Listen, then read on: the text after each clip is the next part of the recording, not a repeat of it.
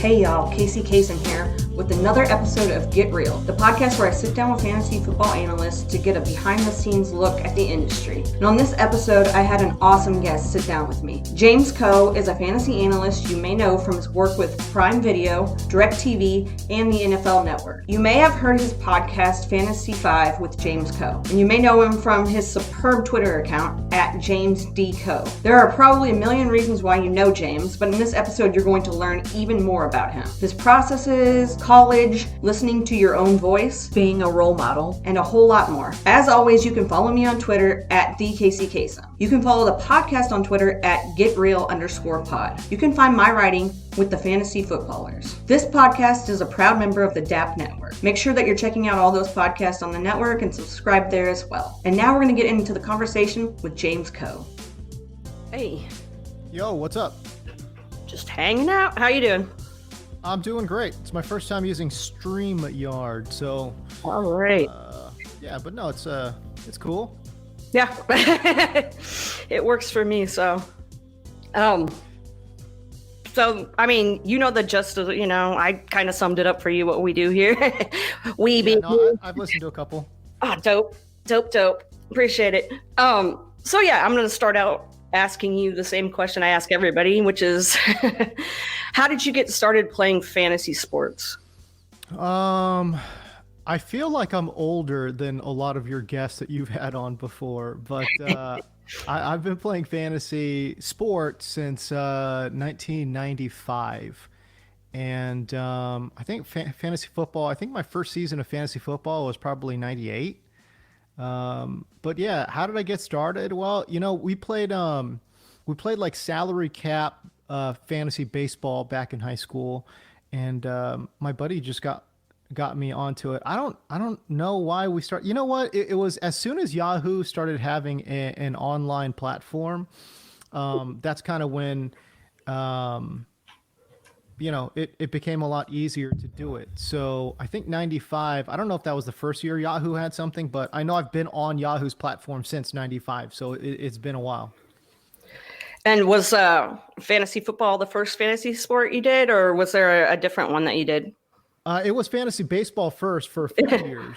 And then, I think that's kind of a common story for a lot of folks who played fantasy way, way back in the day, because fantasy baseball was kind of sort of the godfather of all fantasy sports. And actually, to be honest with you, I played fantasy basketball like an absolute madman for I don't know, probably the better part of 10, 15 years. It was only after I started working full time in fantasy football that I finally gave it up, because it was just unwieldy. It's like I would have 2 fantasy baseball teams, 3 or 4 fantasy basketball teams, and then 4 or 5 fantasy football teams, and it just wasn't working. So I mean, especially after you get into a significant relationship too, it's just kind of all right, you got to pick, man. Mm-hmm. Yeah, that's a common theme around here too. Everybody that comes on here says the same stuff about that. So after you were playing fantasy sports and all that, well, actually before, were you a fan of sports in general growing up, or were you one of those kids that didn't watch sports or didn't play any sports? No, I love sports. And you know what the really funny thing was? I really, really love sports broadcasters, like John Madden was like a hero. I wanted to grow up and be like Vin Scully, who was the play-by-play guy for the Dodgers, or Chick Hearn, who was the play-by-play guy for the Lakers back in the day. These guys were my idols. You know what I mean? Mm-hmm. Even guys like Boomer with ESPN and everything. I wanted to be Boomer. That was my guy. And I actually got into this business not because so much of the love of sports, but just because of my love of sports broadcasting, and the guys who called the game. Those were honestly, more than the players. I really loved broadcasters. I know that sounds weird. It doesn't sound weird at all. I always wonder, because growing up you don't grow up going, I'm going to be a fantasy analyst. I'm going to grow up and, so Right. I always wonder, like, what was the inspiration behind even like getting, going down that path. So, I wish I could say that there was some kind of like altruistic reason or like some kind of like, cooler story other than, I knew I wanted to get into sports broadcasting. I had been playing fantasy football for ages. I've been playing fantasy, like I said, I've been playing fantasy sports in general since '95. So I was well versed. And to be honest with you, fantasy football. Oh my God! I mean, listen, every August it was on and popping. Like yeah. I was obsessed. Like I love once the preseason hit, I was all in on fantasy football. And there was, and like I said, I had been that way for about, I don't know, probably 10 years before I got to NFL Network. But what brought me to fantasy sports? Well, look, like I said, I wish I could say that there was some altruistic reason, but listen, if somebody's going to give you six figures to go talk about fantasy football, Yeah. why in the hell would you not do that? You know what I'm saying? So For sure. and listen, I knew it was all part of, I don't want to say it was all part of the master plan, but it is kind of sort of the trajectory that I had laid out for myself. Like you got to understand, like I worked in radio for a couple years. I worked in small town TV markets for a few years before I broke into a large market television station doing local news. And then from there, it was, going from making the jump from local news to a national platform. And that's kind of what kind of kickstarted my career going into Hyperdrive.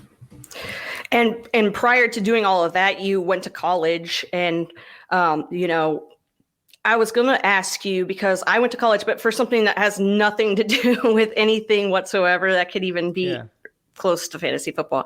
But can you tell me what made you go down that path? Because a lot of people that come on here are like, I didn't go to college or I did for a little bit. So why was that the path that you went down?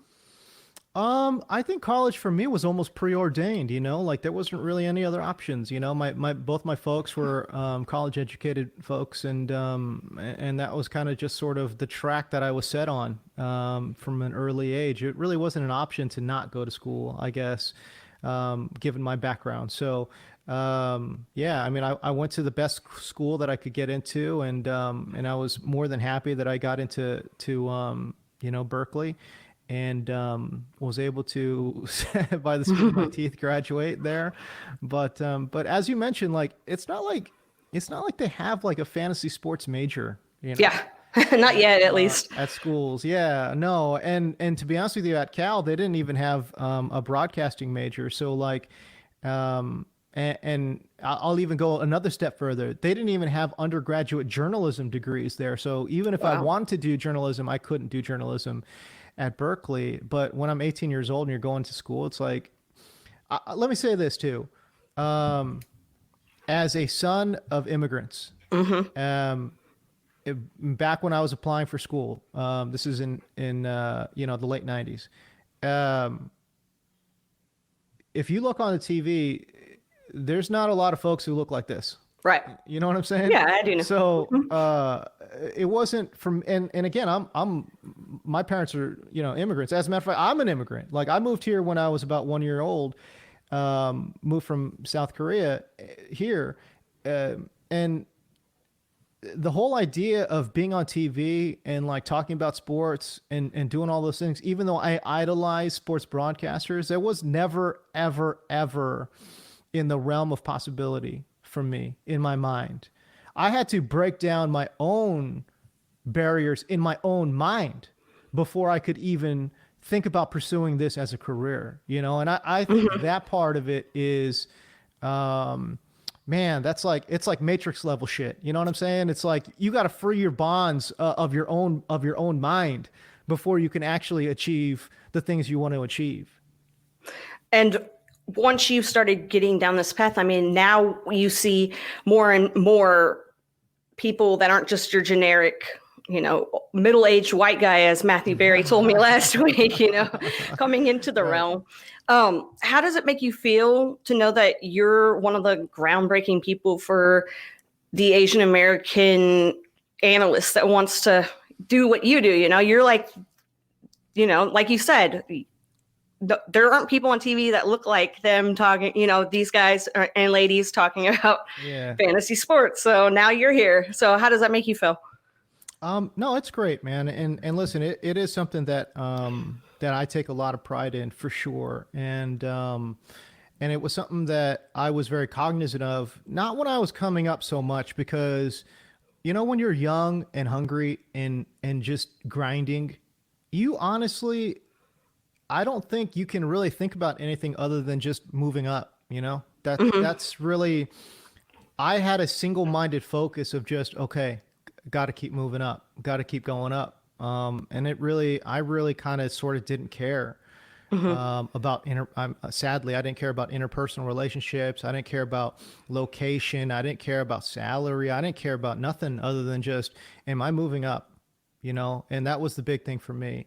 But it was only after I got to NFL Network and the guy who hired me said, "Hey, you're the first Asian American host we've ever had at the network in the 12 or 13 year history of NFL Network. So congratulations." And I was like, man, that's pretty cool. You know what I mean? And I just feel like I continue to be cognizant of that and try to, break ground and just do the best job that I can. You know what I mean? So it is something that I am aware of and something that I do take great pride in. And when you graduated, you had listed off the different things that you did to make your way to where you are now. What did you do right after you graduated? How was that time frame from graduating to trying to figure out exactly what you're going to do? Oh man, I had a long and circuitous road to where I'm at today. I look at some guys, man, and I just marvel at how fast they're able to move up in this industry. And it's interesting, like to me, I see some people and I'm like, man, this dude is just a young prodigy. Like I'm like, how are you so young and so damn good at this? It's truly incredible. And I'm just not that way.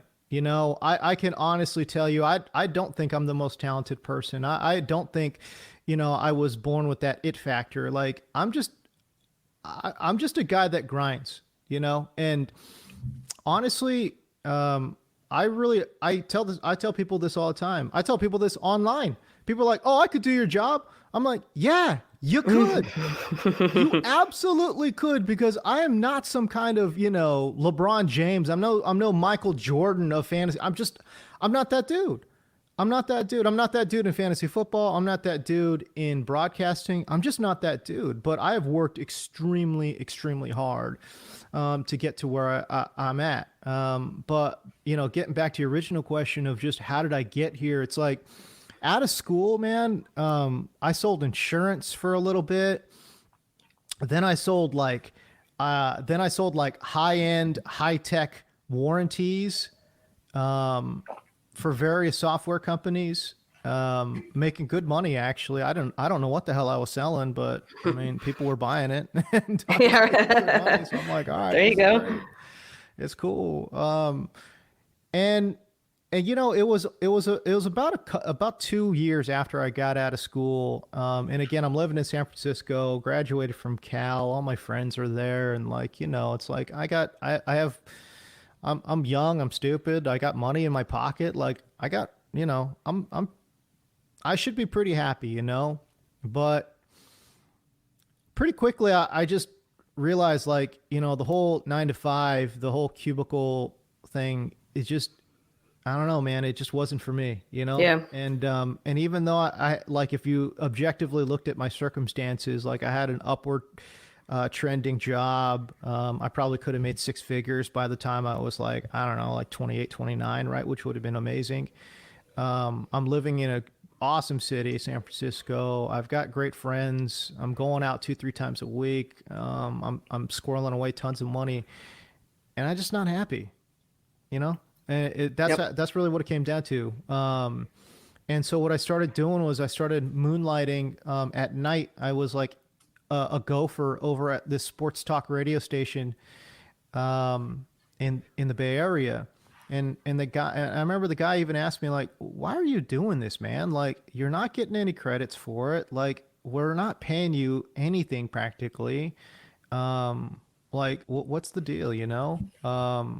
Like when they were like interviewing me, you know, I'm just like, "Look, I eventually want to get into sports broadcasting, and honestly, I don't care about the money. I just want to be able to learn, Mm-hmm. and I'll take this. I will gladly take this position if somebody will, if I could just kind of observe and what see what's going on, and maybe get some, you know, critical feedback every now and again on some stuff that I create." And the guy's like, "Yeah, sure, man, let's do it," you know. And then started. So I did that for about, I don't know, 6 or 7 months, and then got some feedback on some stuff I did. Then, you know, he encouraged me to send my stuff out, and from there I got a small town radio gig in north central Montana. And I was doing, and I remember this phone call, man. I'll never forget it, because this is, you know, how you break into this industry sometimes. But I'm at the laundromat doing my laundry, get a phone call. Guy calls me up. The guy's got a voice of like, I don't know. It sounds like a buzzsaw wrapped in velvet. You know, it's just kind of it's this harsh, you know, very metallic voice. But man, it's smooth too. You know, and I just knew this is the dude that's been working in radio for his whole life. Anyway, he calls me up, and he says, "Hey, I just got your tape. Would you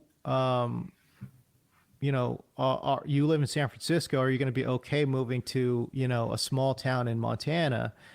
And I said, "Yeah, of course. You know, I'm just chasing a dream of mine." And he's like, "Well, you also got to do early morning country music, DJing." And I told him, I was like, "Look, to be 100% honest with you, I want the job. I would love the job, but you have to understand, I have not listened to country music in the better part of, you know, 20 some odd years." And he's like, "Well, can you use the internet and can you press play?" And I was like, "Yes." And he's like, "Well, if you'll take the job, come on up." Oh, So wow. that's kind of how that went. And then so I worked in at these country music stations, doing, you know, country music DJing, and then also doing like play by play for high school sports. And then doing like some kind of like, you know, sports updates and sports programming, stuff like that. So I did that for about 2 years. I only spent about 6 or 7 months there in Montana. And then after that, and the population in Montana, I think I want to say it was less than 5,000 people. And then you had to drive 2 hours in any direction to get to another town Wow. that had anyone in it. You know what I mean? Yeah. So that was my first gig. And I think I got paid, what did I get? I got paid a little less than, I think I got paid 18,500, so $18,500 for that annual salary for that gig. And of course, I think I only saw like 9,000 of it because I only worked there 6 or 7 months. But then after that, then I got another small town radio gig in California. It was much closer to my family and stuff. So yeah, I worked there for about a year, and then I realized I don't want to be 40 and work and like hoping somebody's going to pick me up to do like, you know, minor league basketball games. Like the trajectory was too slow. And honestly, I was too motivated, too smart, too hungry, and too talented of a person to accept that slow of a path. And so the only thing I could think of was going back to school, because I knew that the money was in TV. The only problem is I didn't know anything about TV, right? Yeah. So I went back to school for that, went to USC, got my master's in journalism. And yeah, and I was able to put a TV tape together, you know, sent my stuff out, and I'm off and running. And working in the local news and working in local sports, you are actually an Emmy winner, which isn't something you get to say very often, gets to come on your show. So can you tell me, Mr. You have 4, right? Is that correct? I got 4 Emmys? Yeah, Okay. I got 4. I mean, that's super dope. That's super dope. Look, kids, you could get Emmys even, you know? So how did that whole situation feel when, especially with the first one that you got, like what was going through your head during that time period? You know, for me, so I want to make this clear, right? Like, when I first started in television, it was in local news. So I did local news. I'm talking car chases, like I'm talking like car crashes, I'm talking like bank robberies and stuff. Water pipes bursting, like cats up trees. I legitimately did a story about a No cat way. up a tree, because it had climbed up like, I don't know, like 60, 70 feet. And like the fire department didn't know how to get this thing down. And it was, I don't know what the hell I was thinking. Anyways, so I did that for about, honestly, I did that for about 6 years. I did that for 4 years in a row. And then when I did that in Bakersfield, and then I did that in San Diego. And then when I got to LA, the thing I told the guy was, hey, listen, you've got to, you need, I could do whatever you want me to do, but I do think you have a bit of a hole in the sports department. I can fill that hole. Whatever you need to get done, I would love to do sports on the weekends and, whatever. And so the guy's like, whatever, I'll just think about it. Anyways, long story short, I only started doing sports when I got to LA. So people think like, oh, you got to do sports, you got to do sports, you got to do sports. No, it's not the case. 3 of my 4 Emmys, as a matter of fact, are, about local news. And my one local Emmy that I won was actually when I was in San Diego, not even doing sports, but I was like on my news director's ass about always trying to cover sports stories as much as I could. And I did a sports feature, and I remember winning that Emmy, and everyone in that market being like, who the hell is this guy? He doesn't even do sports, and he won a sports Emmy. Right? Like, how is this possible? And a lot of that is just because, look, I really dedicated myself to the craft. I'm a pretty good storyteller. I'm a pretty good photographer. I'm a good writer.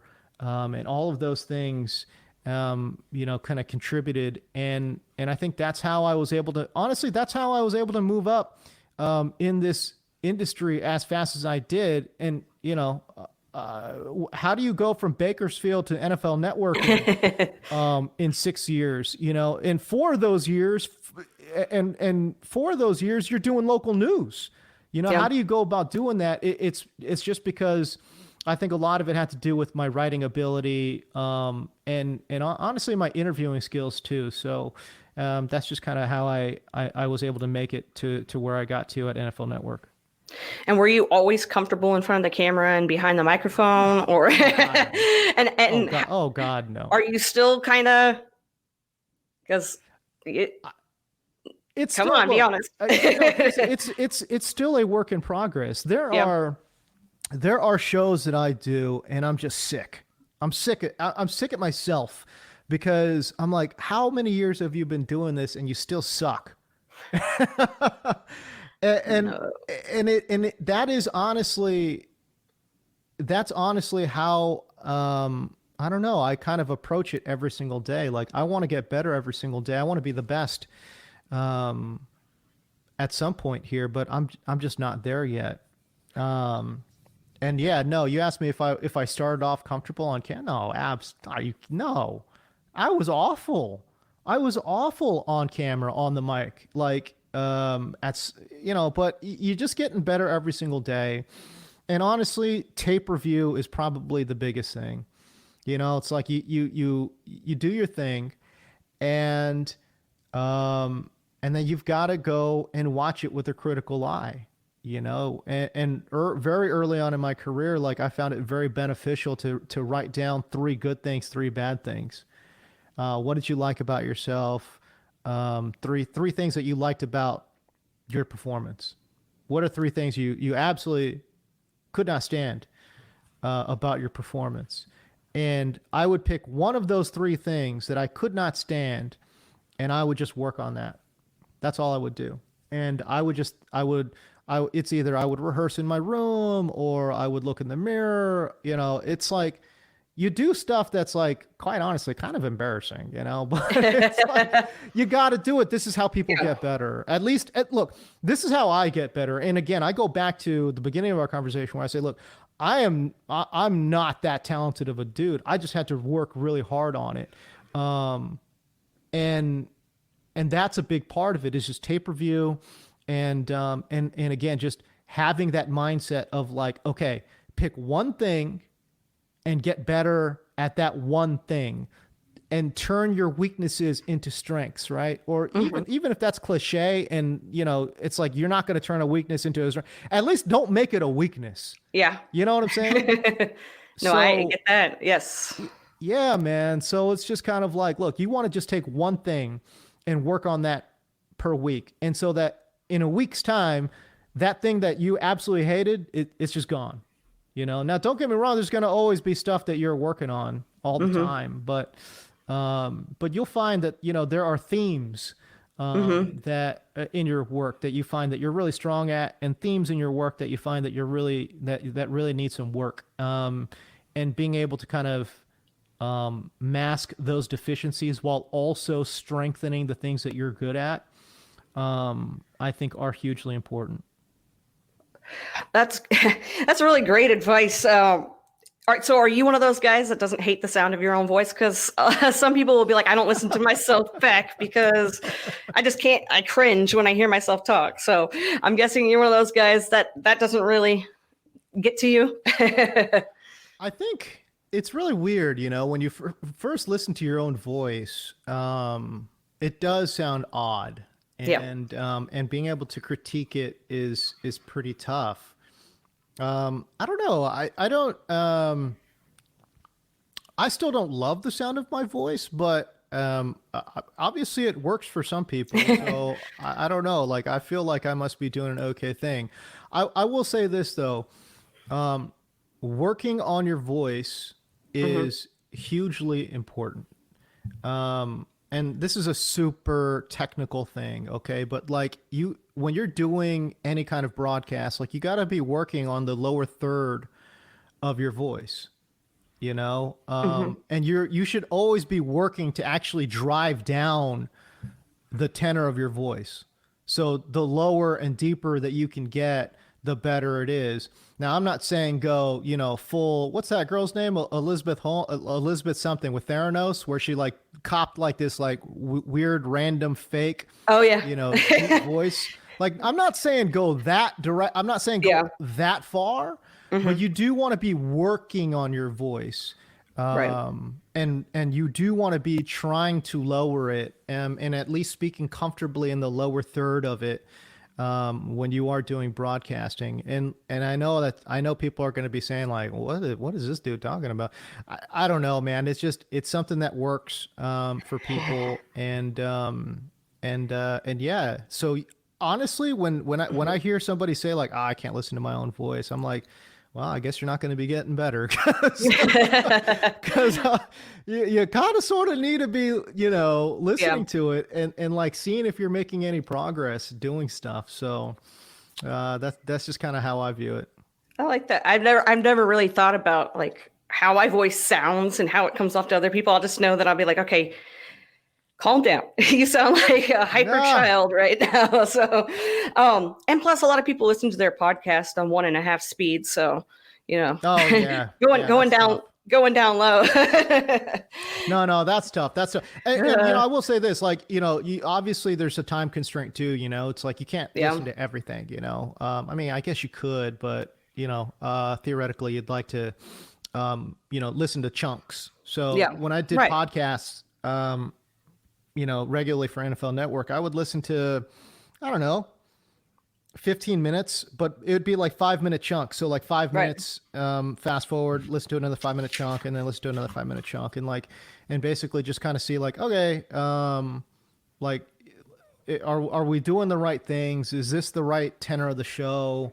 Am I doing the right things? Am I driving the conversation? Am I adding anything to the conversation? Those type of things too.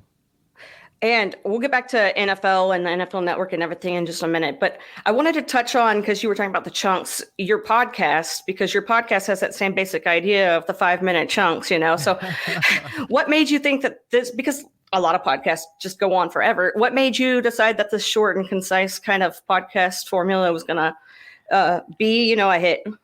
So I think one of my strengths is, there's two reasons. One, I think one of my strengths is really boiling down complex information and streamlining it. And that's really what TV is, honestly.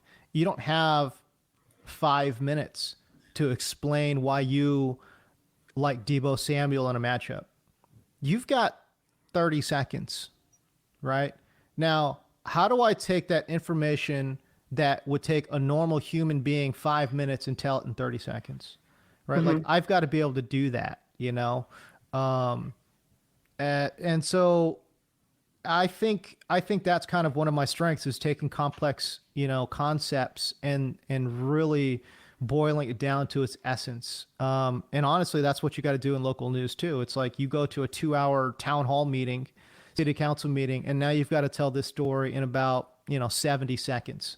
How do you go about doing that? And so I just kind of think that format doesn't work for everybody. But for me, I think it's pretty good. It's something that I enjoy doing. And it's something that I think casual fans would like, I know I'm a dad of two, and I love fantasy football. But I'll tell you right now, I do not have time at all to listen to an hour-long fantasy football podcast. And I didn't really realize that until a little bit later. And so the second part of that is, if you look at the marketplace right now, there's 300 fantasy football podcasts out there, and they're all an hour, right? And there's no one giving you. So now the quote unquote shorter podcasts are 30 minutes.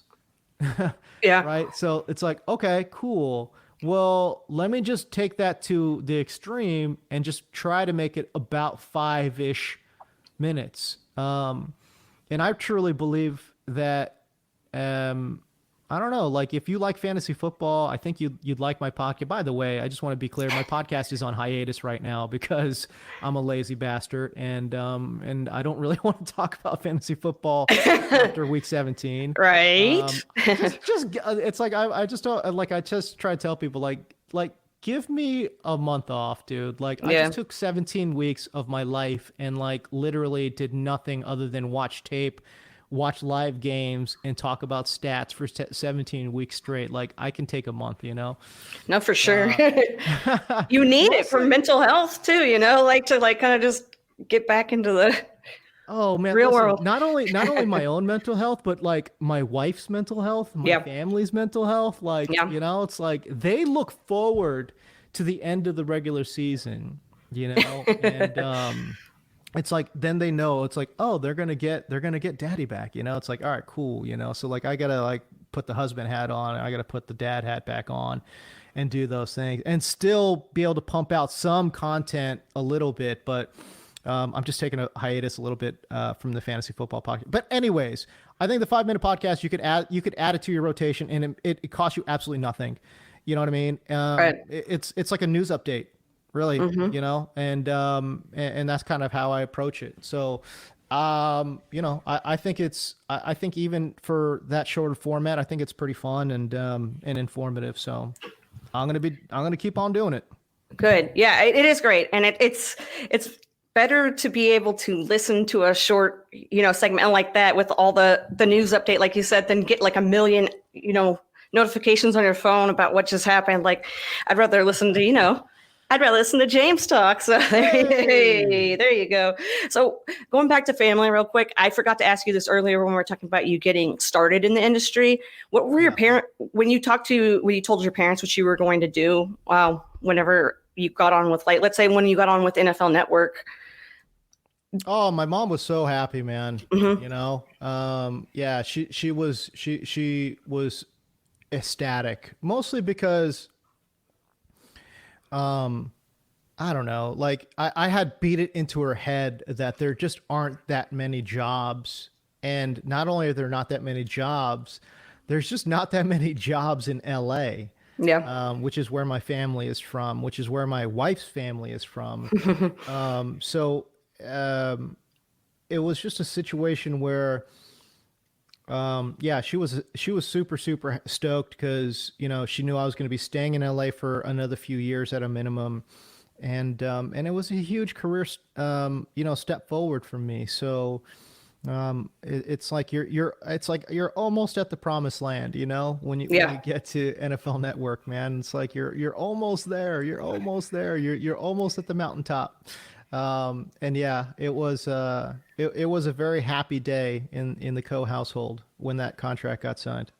That's so cool. Yeah, I like to hear those stories behind what family says, because I know it's such a new, job for people to have. Like, you tell somebody 10 years ago or 15 years ago, what? My parents would kick me out of the house if I was growing up and saying, I'm going to go to college. I'm going to get my journalism degree. I'm going to do this and that. And I'm going into fantasy football. So that'll bring me back to the NFL Network. Here's a fun one. Please tell me some more about Fantasy Bob Ross, because that's where that's where I was like, James Coe is like, what an angel, what an angel. So, tell me all about that. So, okay. So, I went from, a local station here in LA, got the interview, did NFL Network. I was there for 4 years. And then after that, they wanted to go in a different direction. It was a very sad day. I honestly was like, I was inconsolable for like 2 weeks, man. I really was, and I just want, by the way, I just want to say, it's like people suffer setbacks, and that's like I feel like that's such an important part of my story, which is like, look, man, someone at some point is going to tell you suck. And like, not just like some rando on Twitter, but no, like your boss. At some point, someone who is higher up than you is going to tell you stink and you should probably quit. That is legitimately what is going to happen to you if you get to, if you keep climbing the ranks. At some point, someone's going to be like, you know what, dude, I don't get you. And I really don't understand what all the fanfare is about. And we're going to part ways. And that's what happened at NFL Network. Not that somebody told me I stink, but but basically like, you know what, man, it's not working out. Yeah. We're moving in a different direction. So thanks, but bye. And it's just kind of like a situation where it's just like, when you get to NFL Network, like, where do you go from there? It's like, you'd like to think your career just is going to keep going up, but it doesn't at some point. I'm not saying that's true for everybody, but at some point, almost everyone suffers a setback in their career. And for me, I was so blessed, man. Like, I honestly, when I found out I wasn't going to get renewed at NFL Network, man, I was bummed. I was so depressed. And it took me a while, to be honest with you. I mean, they gave me a 6-month notice, like, hey, we're not going to pick up your contract, but it took me a long time, a few months really, to kind of sort of get my swagger back, honestly, because I had to like go back, re-examine everything that I've been doing, and basically say to myself, like, okay, like, where could you have gotten better? Do you actually suck? Like, that's the question that I had to actually ask myself. Like, do you actually suck? Because like, maybe you do and you don't realize it. And so like, having that honest conversation and being able to kind of sort of really strip myself down and then build myself back up from a confidence standpoint. That took a few months. Anyways, luckily, I was so blessed. A friend of mine, actually Marcus Grant, recommended me to a job at DirecTV. Yeah. And we did that interview, and yeah, and they loved what I was talking about and loved, the aspects that I brought to the table, and they basically were like, yeah, let's do it. Let's see what's going on. And the reason I say, man, I was so lucky, man, because honestly, my bosses there, they basically were like, okay, what do you want to do? And honestly, it was the first time in my entire career that somebody had ever asked me that. It's almost always like, here's the job. This is what you have to do. Right? Very rarely does somebody ever ask you, what do you want to do? Right. And I'm like, bro, like I've got a million ideas. Like, let me just lay it out. And so, yeah, so the cool thing about my bosses at DirecTV, man, were just like, they're like, hey, listen, if it works, it works, and we'll give you a longer leash and we'll see what's going on. But yeah, I remember, first, pitching Bob Ross, fantasy Bob Ross, and people were kind of like, I don't know. I don't know if I get it, and quite honestly, I didn't know if I got it. Yeah. but I was like, I think it's something that younger people, it resonates with younger people, and I think people, if I could do it properly, I think people will like it, So I'm not sure, but I did it. I did that. So the funny thing is, Fantasy Bob Ross, I did last season, and last season it didn't really get that much attention, and so I thought maybe it wasn't that good, but I did think it was funny though. Yeah. Right. So then I revisited Fantasy Bob Ross this season. Yep. And for whatever reason, it just took off. I mean, execution must have been better. I think me internalizing what Bob Ross really is was a little bit better. It's, man, my YouTube search function so effed up, man. It's like the algorithm is like broken, because it's like random infomercials, Fantasy Bob Ross, like, I mean, video game clips, hip hop music, like, it's like, what is the algorithm's like, what are you watching, bro? Like, what is that? So yeah, no, it was, but yeah, so I don't know, for whatever reason, it did better this year. And we did a bunch of them, and it's kind of cool, because it did well, and I'm actually I turned it into sort of like this charitable event. So I was able to raise $700 for a local charity, selling off some of those paintings I did for the segment. Oh, that's really cool. I like that. That's really nice, and really, I can't come up with crazy ideas like this. So it's cool that you were able to pitch that. When you were with NFL Network, and then you moved along down the road, and now you are where you are with DirecTV. How was that transition versus like being in a local and moving up to NFL Network? Was it a easier transition? Was it harder? No, I mean, I kind of sort of saw it as a lateral move, and I'm lucky that I was able to do that. Yeah, no, it was pretty easy for me, like, I really, really loved the people that I was working with. I didn't realize, how much negativity was surrounding me when I worked at, NFL Network, until I started working at DirecTV. And I can honestly say DirecTV is the best job I've ever had in my life. That's cool. And the crazy thing about it is, I honestly don't care if people watch it or don't watch it. Like, that's how great the job is. Oh, that's cool. Yeah. The job's so great. I'm like, and at network, ratings and stuff mattered, like you had to care about ratings and things like that. I just want to, by the way, I want to be clear. Like the guys, like when I'm saying like negativity surrounding me at NFL Network, like, let me just be clear. Like the dudes that were on the podcast with me, like those guys are my boys. Right. Like, I love those dudes. And it's not those guys, but it's management. It's like middle managers and stuff and, other talent. It's a weird place to work, and I never realized it until I was able to step away from it and was able to kind of look at it from afar in my new work environment and be like, whoa, this place kicks ass. Yeah. And this place kicks ass because everyone's cool, everyone's nice, everyone wants you to do well. And shit, it's cool. Like I'm down with this. I could do this for the next 20 years and be happy as hell. Yeah. I had Harmon on and he was basically like same kind of situation.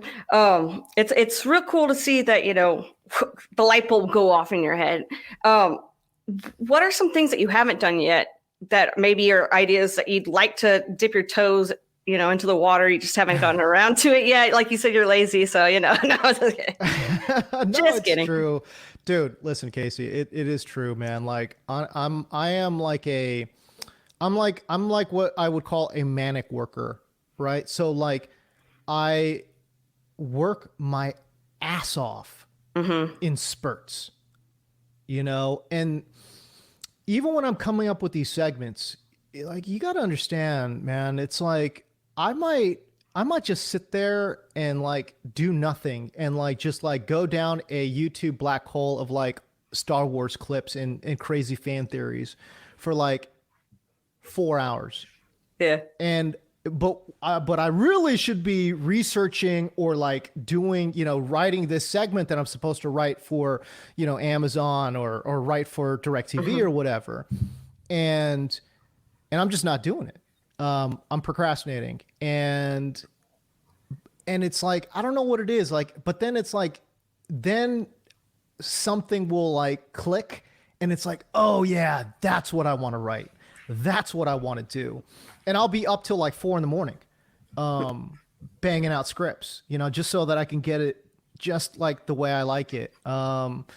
So that's kind of sort of my work process. And I know it's not, trust me, it's not the most efficient. And, but yeah, I'm a total manic worker, man.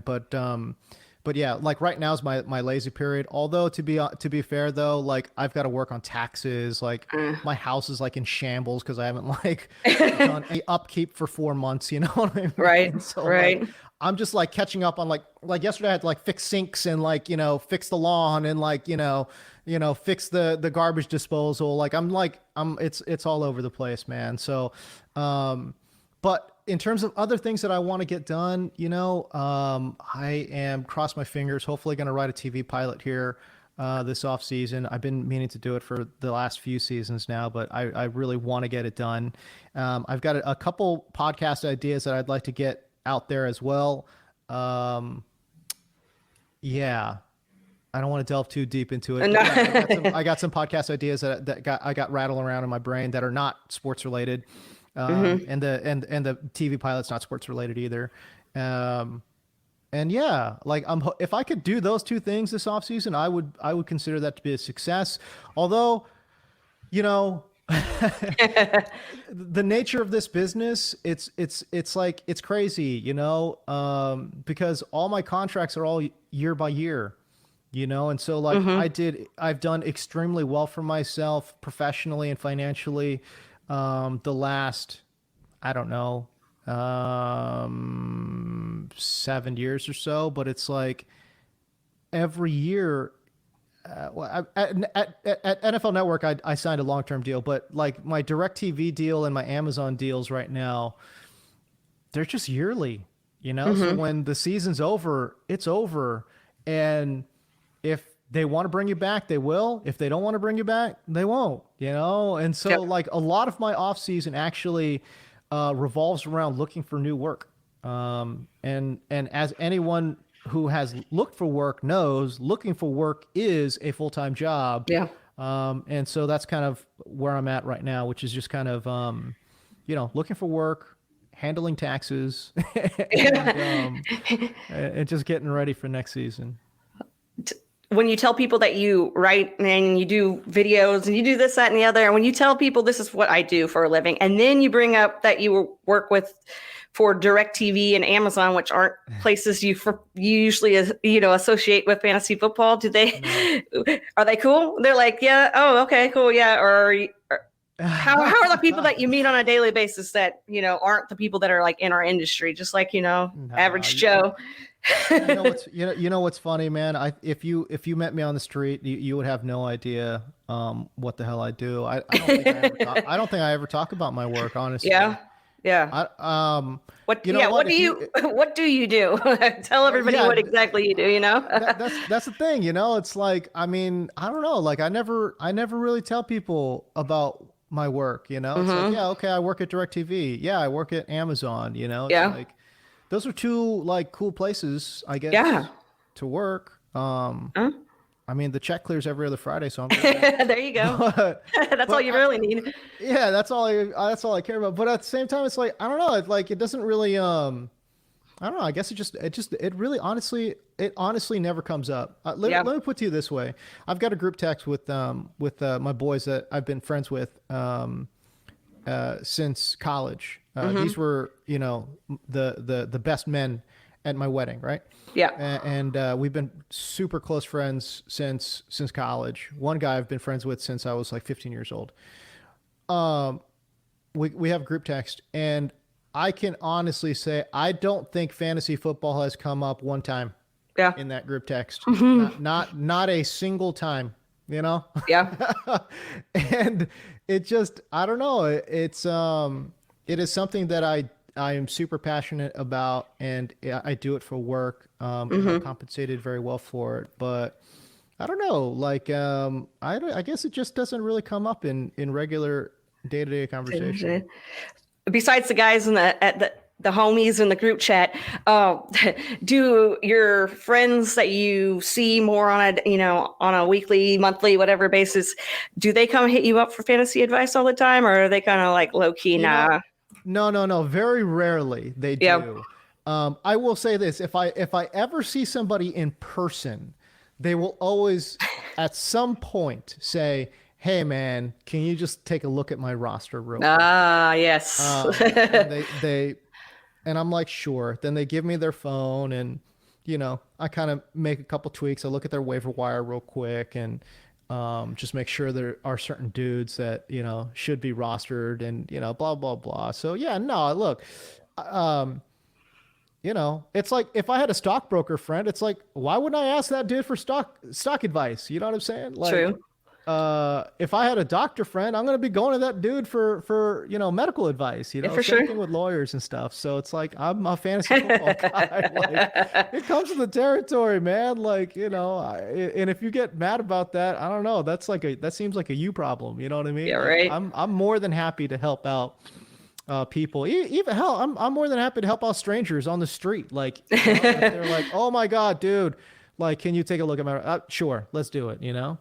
That's cool. I'd probably do it. I'd chase after you. Excuse me, James, I need you to look at this roster real quick.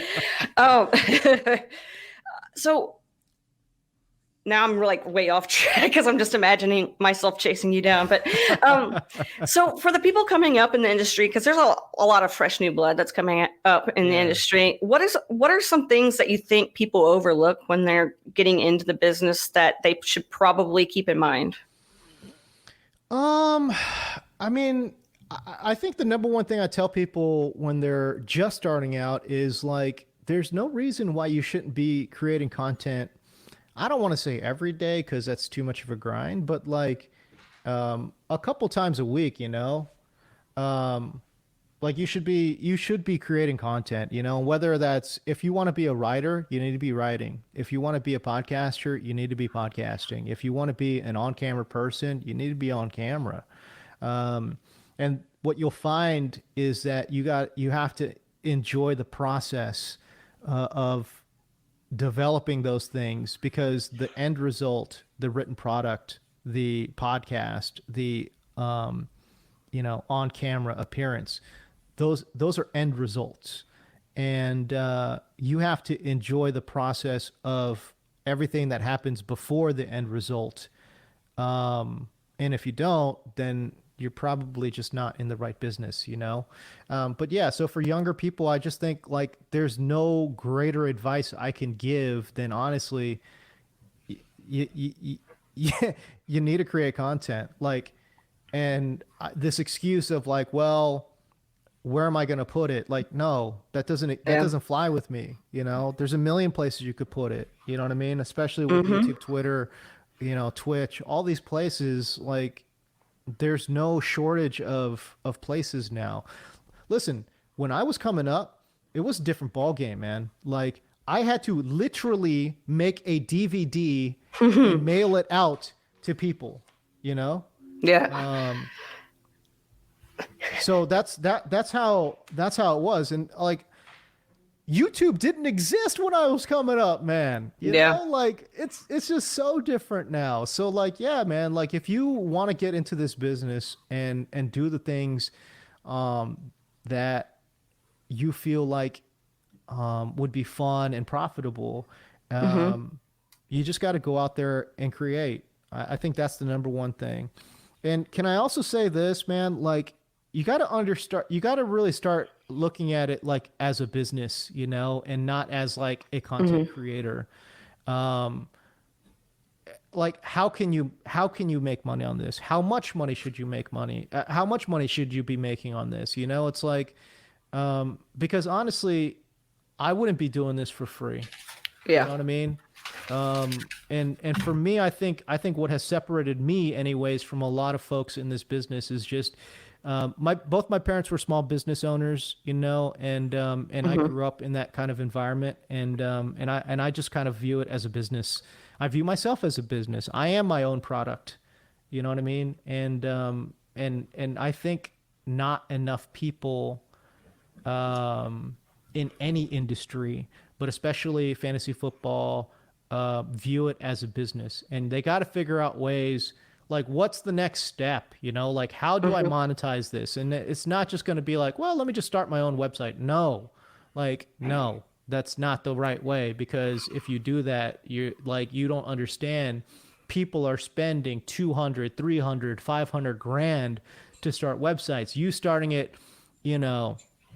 on some random hosting service on GoDaddy and like paying $12 a month, that's not going to get the job done. You know what I'm saying? Yeah. So like, how do you get paid?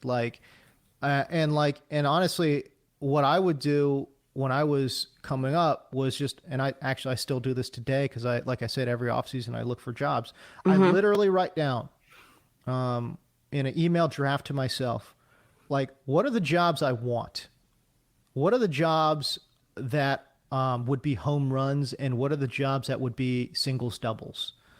And for the singles, doubles, I just like, what's the next step? Like, who works there? Like, that I know. Who can I, get in contact with to get an interview there? Even if it's not an interview, can we get like nowadays it's weird, but like, can we get like a Zoom meeting? Yeah. Like, it doesn't have to be an interview. I just want you to know my name and face, so that a year from now, 2 years from now, 3 years from now, like at some point, like, can I be considered for a job if an opening ever comes up, And that whole process, by the way, is like I said, it's a full-time job, but that's what you need to be doing, man. Like you really need to be looking for work while you're also creating content, doing the work that you want to get paid for. Dope. Yes. And you were bringing up, like, who do I know there? Or, so I can, what's the importance of networking in this industry, and how are some ways that people can go about doing that without coming off as disrespectful? Oh gosh, that's such a hard question. First of all, let me just say networking is everything. Networking is like 95% of it. I had an agent for a long time. I wouldn't be where I'm at without my agent, and I feel very confident in saying that. I don't feel any kind of like way about it, but yeah, my agent got me the gigs that I needed to get to where I'm at. Now my agent did not get me either of my current gigs, which is why I currently don't have an agent. But DirecTV, Amazon, these were things that I was able to get on my own. The Amazon story is a great one because, well, first of all, DirecTV, as I mentioned, Marcus Grant got me this job. They actually reached out to Marcus and said, "Would you want to work here?" And Marcus like, "No, because I've got a great job. He just had re-upped at NFL Network, and he was going to be a prominent face, as you've seen over the last few seasons, a prominent face in their on their fantasy product." And so he was like, "No, but I do have a guy. I know somebody that I think would be perfect for what you're looking for. He's a good friend of mine, and whatever, great attitude, hard worker, blah blah blah blah blah." And so I got my DirecTV gig through Marcus, and that is 100% for sure. Like, I owe that dude many beers. Yeah. For recommending me to this job. So that's great. The Amazon thing was weird, right? Because what had happened, see, that one, I got so, you would talk about a long road. I mean, this job literally took 3 years to get, because what happened was I actually wanted to work at EA and doing some broadcasting for EA. So, on again, off again, on again, off again. I had done a bunch of interviews. They're like, "Man, we like you, but you're not an insider, blah, blah, blah, blah, blah." Bottom line was, my guy, Matt Franchise, then put me in contact with somebody who then put me in contact with somebody else, who then put me in contact with somebody else at EA. And so this whole process takes a long time. Well, I finally get an opportunity to do some things with EA. And this was like 2 years in the making. But then the producer there ended up leaving EA to go to Amazon. but we had worked really well together. So then when he got the Amazon gig, I was just like, "Hey man, like, just so you know, like, I do a lot of football stuff. It's not just video game related. And here's my tape. This is what I can do. This is my tape. I have it. This is what I'm like on air. It's different than what I was doing with EA. This is some of the other stuff that I can do. Blah blah blah blah." It's like, okay, this is interesting. That whole that took another 6 or 7 months to percolate over at Amazon. And then I was in the final, rounds of interviewing over at Amazon, and finally it kind of worked out. But by the time I, got my Amazon gig, I got that gig because I had worked on it. Literally, you could trace it back like 3 years ago. Wow. You know what I'm saying? No, yeah. So that's how long it takes sometimes to be working these your contacts. And like, when I say working, I know it sounds like kind of like not cool, but like, I don't know, man. It's like you're just reaching out to people, and just emailing them, texting them, like calling them. Like, it was a lot easier back in the day because like you could literally just grab lunch or like, get a drink or something. But like, I don't know. Even in this crazy COVID world, like, like just reaching out and talking to people via email, or phone or whatever, like you got to just be doing that. I mean, I don't know. Like, it's not like, it's almost like people want to be batting 1,000. Yeah. Right? Like, if I apply for a job, you better say yes. It's like, no, that's not how this works. You know what I'm saying? Like, as a matter of fact, like, I find it, I discourage people from applying to jobs online. You know why? Because they probably already have somebody and they're just posting it as a formality. Yep. You want to be in the building before they post that job online. That's where you want to be at. And how do you go about doing that? Well, the only way that I can think of is, again, write down the companies that you would want to work for. Is it RotoWire? Is it, Roto World? Is it, who do you want to work for? Is it NFL Network? Maybe not NFL Network, not as an on-air person, but maybe I can be NFL Network as a producer. Maybe I can be at NFL Network as a researcher. I don't know.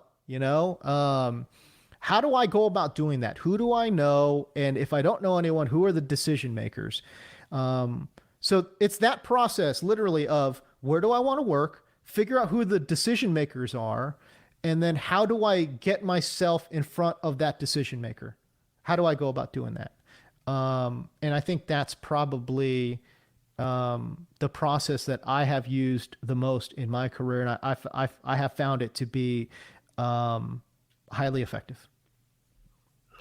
I'm going to ask you not fantasy football questions. I don't need to know about players or anything. What I need to know is how many leagues are you in? I'm actually not in too many leagues. I think this year I was in. Well, I always differentiate between the total number of leagues and the number of leagues I care about. Yeah. But, the number of leagues I care about, I was in 5. I was in 5 leagues I care about. I think I was in 8 overall. But I got to be honest with you, one of them was like, I can't, I don't know. I probably checked waivers on like Friday night, so I like missed everyone, and like, it wasn't great. And then, that's a surefire way of losing. And another one, it was like for charity, but we were doing it in tandem. So like my co-manager was more active than I was. So I was just like, go for it. And also it was on MFL, and nothing against MFL, but I just don't like using their site. Yeah, I got you. You know what's interesting for me is that, like, when people ask me to be in their league, the number one question I ask is, what platform are you on? Yeah. Because it's not the number of teams, it's the number of platforms. If I had 8 teams, all of them on Yahoo, I would do it. I would do it in a heartbeat. Oh, yeah. But the fact that I have to go to Yahoo, ESPN, CBS Sports, MFL, it's like, that's where it starts getting like wonky to me. You know, like, once you have to start using multiple platforms, that's when it kind of stinks. Yeah. I'm like really trying to lower the number of leagues I'm in next season, but I say that every season, right? Oh, but yeah, I feel you on the different apps, because it gets out of control, and then you're like, I only have one league here. Why do I, even bother? Right. Oh, okay. I'm just going to ask you a few, like, into the quote unquote session that we're having here. Some basic life kind of stuff. Like, how do you make sure that you don't get burned out when you're doing what you're doing in the fantasy community, in the fantasy industry, and then with family and having a life? That the work-life balance is something that's really difficult, and getting burned out is a real thing, I always feel a little bit weird saying that, because everyone's like, oh, you've got a dream job. It's like, okay, yeah, I do. But sitting there in front of your computer for, 12, 14 hours a day, 7 days a week, it does get old, So yeah, burnout is real. I think for me, it's like, I have to, and I tried to do this just mentally before, and I just suck at it. So like, I literally, if you look at my Google Calendar, it's like embarrassing, because it's like literally every hour is like blocked out, Yeah. It'll be like, 10 to 12 social media, 12 to 12 to 1 lunch. You know what I mean? Like, it'll be stuff like that. And like at the end of the day too, it's like I might have little reminders for myself, like, oh, like 5 to 6, like, hang out with my kid. You know what I mean? Like, right. It'll just be, stuff like that. And honestly, DVR is like, oh my God, it's a godsend, because I'll try and watch, some programming with my family before I get to those island games. So it actually, if you follow me on Twitter, it's like, it's really interesting. Like I don't really ever tweet when there's like primetime games. Yeah. And that's because like I have dedicated myself to spending time with my family at that time. And I actually watch it on delay and just fast forward through all the commercials, later on, that night. So like I'll usually start a primetime game, like around like, I don't know, like, probably after like right when it's over. Like, so like 8 p.m. Pacific time is probably when I start primetime games. Wow. And I think that helps me, I don't know, not feel like a complete and total douche about, not spending time with my family.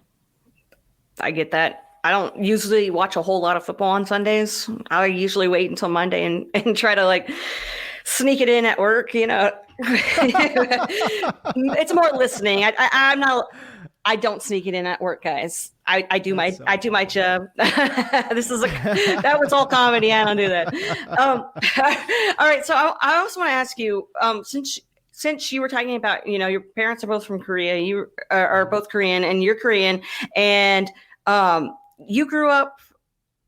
Were you in Houston for a while, a little bit of time, right? Houston. Okay. Yeah. So I lived in Houston for until I was about 10 years old, and then I moved to LA. And then been kind of sort of in California ever since. So do you ever say a y'all or a howdy?